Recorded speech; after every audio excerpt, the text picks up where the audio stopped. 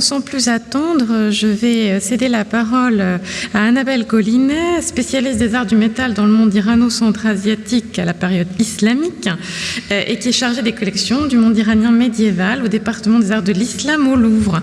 Elle va donc vous parler de la DAFA, la délégation archéologique française en Afghanistan, et des collections du département des arts de l'islam. Bonjour à toutes et à tous. Alors, je vais évoquer ici, à présent, le lien entre les collections des départements des arts de l'islam et la DAFA, et non pas les collections afghanes du DAIP, car le sujet serait beaucoup plus large. Alors, s'agissant des collections donc, de ce département des arts de l'islam au Louvre, 18 objets qui sont tous antérieurs aux invasions mongoles, c'est-à-dire au début des années 1220, sont liés à la DAFA. La plupart sont issus des missions de Joseph Aquin. Beaucoup ont été versés directement par Aquin en 1934 et 1935, et 2 ont par ailleurs été donnés par le musée Citroën, j'y reviendrai. En 1937, ils proviennent de l'expédition Centrasie, montée en 1931-32 et conduite en Afghanistan par Aquin. Bien plus tard, entre 1977 et 1991, sous l'égide de Marc Bernus-Taylor, qui dirigeait alors la section islam du département des Antiquités orientales, sont achetées sur le marché de l'art 4 céramiques de Shah et Golgola de Bamiyan, liées à l'histoire de la DAFA à travers Marc Lebert et Jean-Claude Gardin. Tous ces objets sont valorisés au DAI car au sein des collections de cette période, pour l'Est du monde iranien, peu d'objets possèdent une provenance documentée. Ils sont pour l'Afghanistan et plus largement pour la culture du Khorasan, c'est-à-dire l'Est du monde islamique, à la période islamique médiévale, en particulier pré-mongole. Ce sont les objets les plus anciennement connus, je parle en termes de provenance archéologique, pour les sites de Ghazni et de Bamiyan. Ce sont des objets de référence, donc, pour la collection du DAI, où beaucoup d'objets, par ailleurs, n'ont pas de provenance archéologique documentée. Ce sont des objets exposés, pour la plupart, soit dans l'exposition permanente, dans les galeries du département, soit dans des expositions temporaires, et valorisés également par des publications. Ce sont donc surtout des objets découverts par Aquin au début des années 30 qui marquent le lien entre la DAFA et le département des arts de l'islam d'aujourd'hui. Pour certains des objets rapportés des différentes missions Aquin, la seule provenance connue est régionale, mais pour d'autres, les données sont plus précises et l'on sait où ils ont été découverts.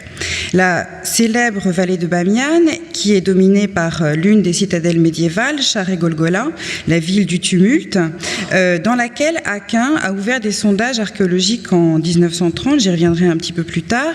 Il a également conduit des missions donc à Ghazni, et en particulier en 1933. Ghazni, cette capitale du sultanat ghaznavid, puis Rourid, entre le XIe et les débuts du XIIIe siècle, fascinait Aquin, qui, en 1934, dans le Geographical Journal, écrivait qu'il est possible de dire sans hésitation que Ghazni est à l'islam ce que Bamiyan est au bouddhisme. Après la Seconde Guerre mondiale, les objets art asiatiques du Louvre sont pour partie versés au musée Guimet et demeurent pour partie au musée du Louvre. D'ailleurs, une céramique fragmentaire qui avait été trouvée à Shah et Golgola a été entièrement recollée entre le Louvre et Guimet seulement au tout début des années 2000. Joseph Aquin, sur lequel d'ailleurs reviendra ce matin Jean-Pierre Perrin, est donc une des grandes figures, vous l'avez déjà bien compris, des musées, de l'archéologie, des expéditions de l'extrême et bien sûr de la France libre. Les métaux essentiellement, des métaux essentiellement, mais aussi des céramiques, qui sont issus des missions archéologiques et des expéditions qu'il a menées, sont entrés au Louvre entre 1934 et 1937. Son terrain d'élection, les grands vestiges bouddhiques sont bien célèbres et son nom, ainsi que celui de son épouse Marie, dite Ria Aquin, sont associés à l'étude et la découverte de joyaux du patrimoine mondial, comme les fresques et les sculptures de Bamiyan et bien sûr le trésor de Bekram. C'est en 1924 qu'il part pour sa première mission archéologique en Afghanistan, où il conduisit jusqu'en 1940 5 longues campagnes de fouilles. Et comme Bamiyan, cela est déjà été évoqué ce matin, Razni, mais aussi Hérat sont bien identifiés comme des sites primordiaux et fascinants de l'époque médiévale. Donc c'est à partir de 1929 que Aquin dirige les travaux de la DAFA, dont il est donc nommé directeur en 1934, et il est toujours en 1940 en Afghanistan, où il refuse donc de se soumettre il avait refusé de se soumettre aux autorités de Vichy, et il part avec Ria Aquin, Jean Carl et André Baudouin, qui étaient professeurs au lycée français de Kaboul. Il quitte l'Afghanistan puis l'Inde afin de rejoindre Londres et les forces de la France libre, et le bateau qui les emmenait s'abîme en mer au large du Finistère le 24 février 1941, et ils sont bien sûr nommés compagnons de la libération, à titre évidemment posthume. Les premières recherches archéologiques menées à Razni ont été réalisées sous l'égide de la DAFA dans les années 20 et 30, et c'est au cours des missions de Aquin que furent découverts les premiers, finalement, métaux pré-mongols de Razni, depuis lors conservés au musée du Louvre, mais ce sont surtout les missions de l'ISMEO, les missions italiennes, donc, qui à partir de 1956 vont permettre de davantage connaître la culture métallique, la culture céramique de cette capitale raznévide et roulide, et les vestiges architecturaux seront également publiés par exemple, pour le palais de Machoud III, par Bombaci dès 1966. Leur contexte précis, le contexte précis des objets issus des fouilles de l'ISMEO n'est pas toujours connu, mais ils servent de référence également pour les objets découverts auparavant lors des missions Aquin. Lors de ces missions, donc, Aquin a mis au jour ou acheté sur le site de Razni 5 objets en métal qui sont liés donc à ce site, principalement découverts apparemment en 1933 et donnés au Louvre en 1934 et 1935. Donc, se trouve dans la collection un dessus de meuble ou un plateau que vous avez ici à l'écran, orné d'oiseaux en ciselure, et qui est entré au Louvre en 1934 après la mission de Aquin en 1933.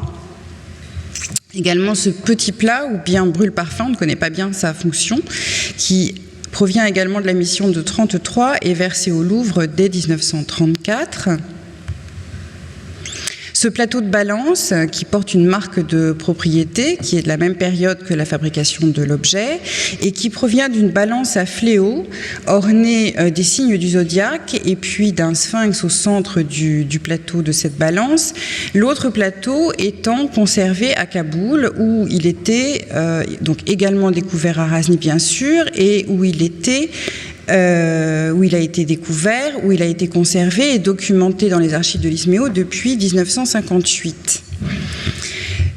Également conservé au musée du Louvre, ce couvercle d'encrier orné d'incrustations en argent, en cuivre rouge et en pâte noire, également versé par Aquin au Louvre en 1934. Et enfin, cette partie de bouclier, probablement en laiton martelé et repoussé, orné d'invocations votives et de lions passants vers la gauche.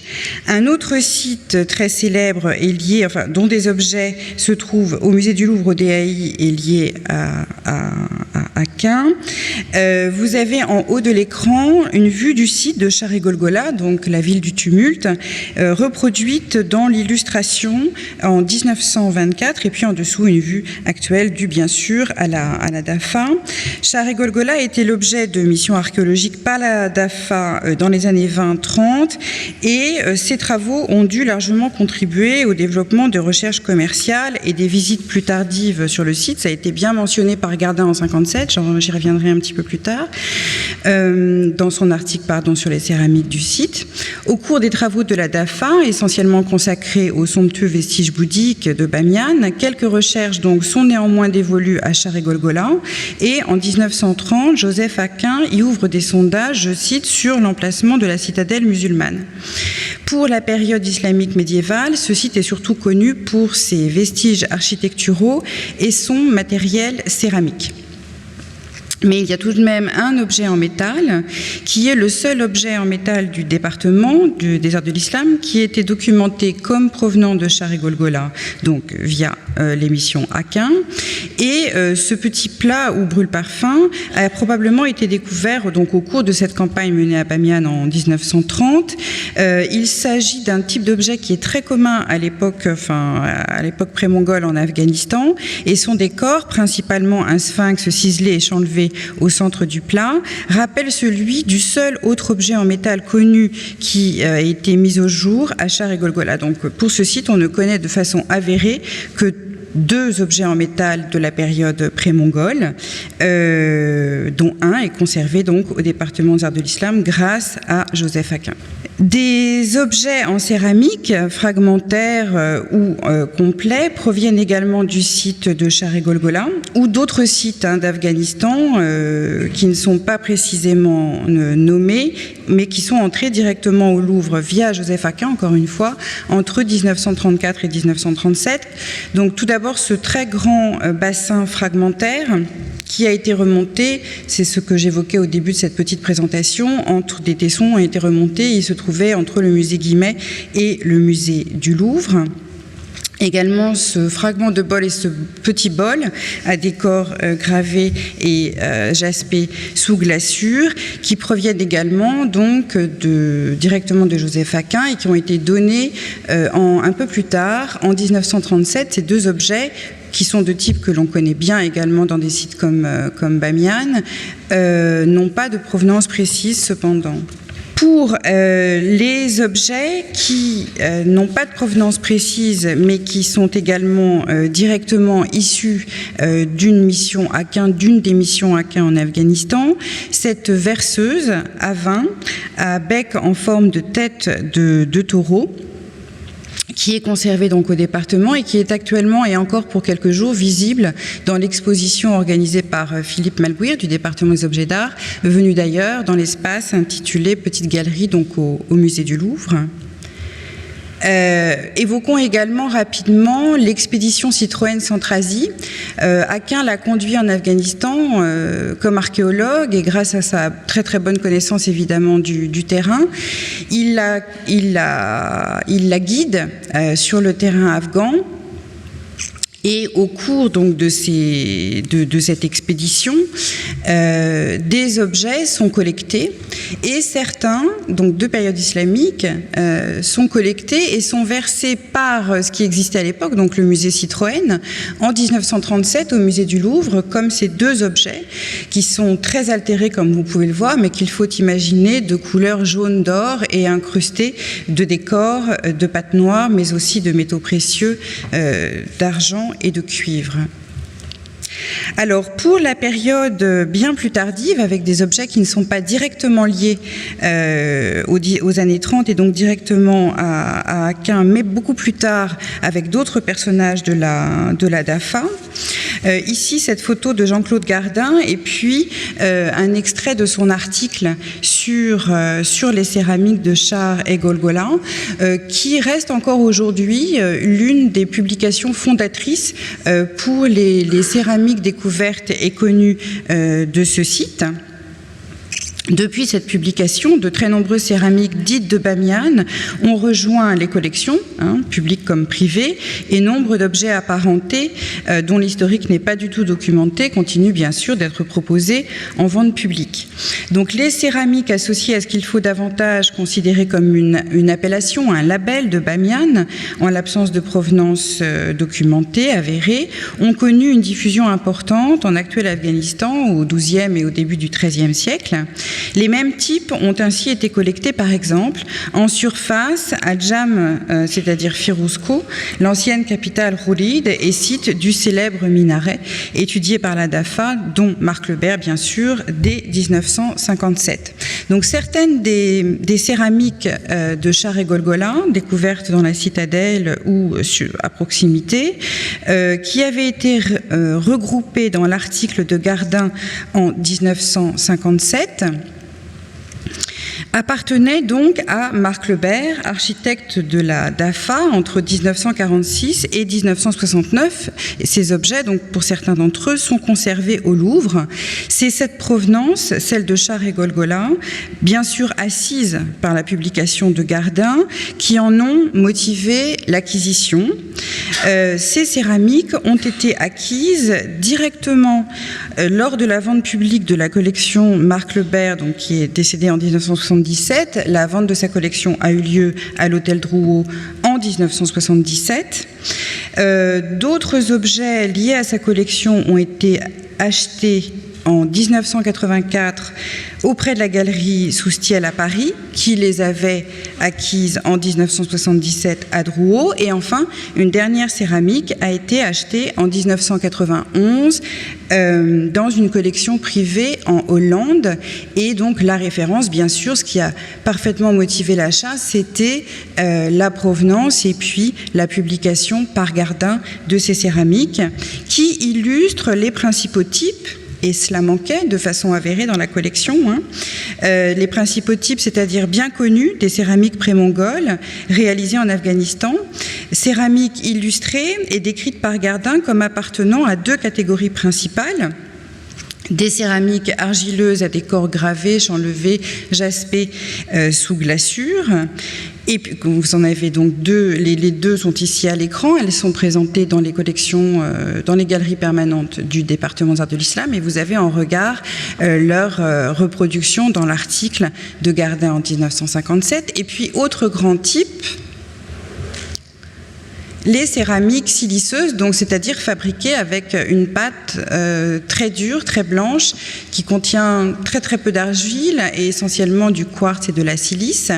Et ce sont ces autres types de production qui sont les seuls types de production bien avérés pour l'Afghanistan pour les céramiques siliceuses, à décors gravés et peints sous glaçure ou simplement gravés sous glaçure monochrome. Ces deux types donc sont représentés dans les collections grâce aux objets provenant pour l'Afghanistan, bien sûr, grâce aux objets provenant de la citadelle de Char et Golgola. Je vous remercie.